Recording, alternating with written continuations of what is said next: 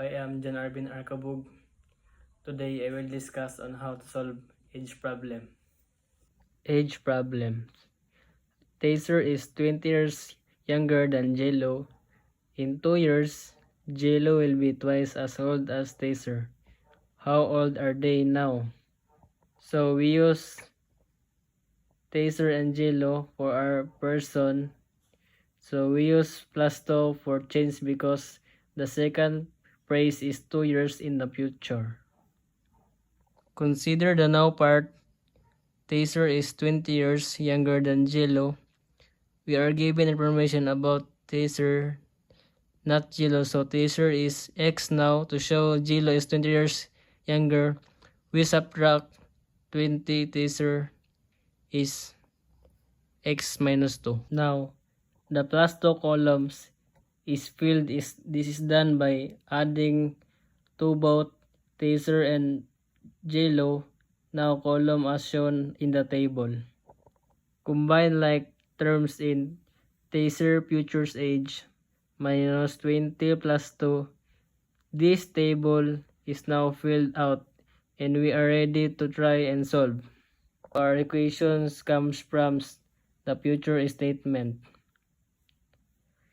Jello will be twice as old as Taser. This means the younger Adams needs to be multiplied by 2. Replace T and G with the information on their future. Cell's Taser is replaced with X minus 18 and Jello is replaced with X plus 2. This is the equation and to solve. Distribute the X plus 2 through parentheses. Subtract X from both sides to get variable one side. Then need to clear the 36. Then add 36 to both sides. For our equations for our X is 38. So the first columns will help the questions. So replace the X with 38 and simplify. Taser minus 20 equals 18. So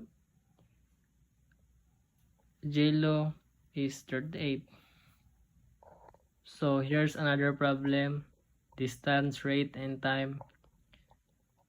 Number 1. So John leaves his house traveling 2 miles per hour. Nicole leaves 6 hours later to catch up with him, traveling 8 miles per hour.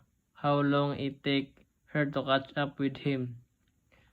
So we use John and Nicole in the person. Nicole, the faster person, we use for T for time.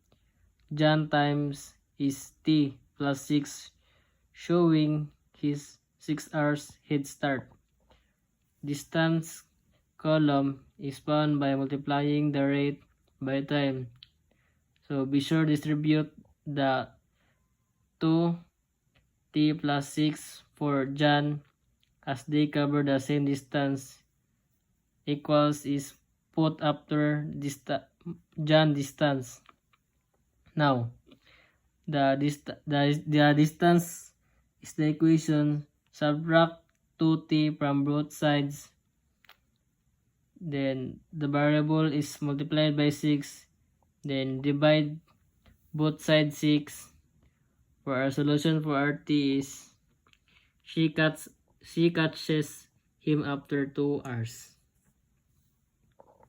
So here's another problem. Mixture problem. A student mixes 20 acid solutions with 40% acid solutions to procedure 20 liters of 28 acid solutions. How many liters of the 20% acid solution was needed? So C1, B1 plus C2 plus V2 equals C3 and V3. going to be 20x plus, let's distribute the 40. 40 times 20 is 800. And 40 times negative x, that's going to be negative 40x.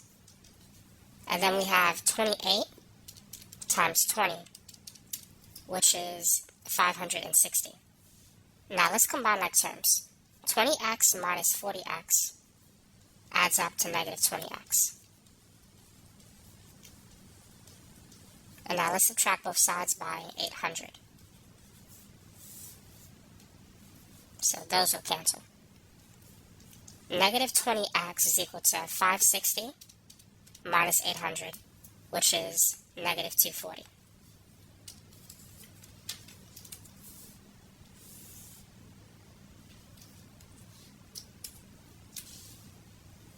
Now at this point, let's divide both sides by negative 20. So x is equal to negative 240 divided by negative 20.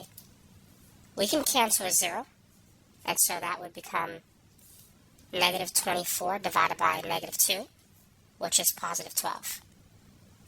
And x was associated with the 20% acid solution. Now to find the other one, we said that it's 20 minus x, or 20 minus 12, which is 8 liters. So we need 8 liters of the 40% acid solution. If we mix these two,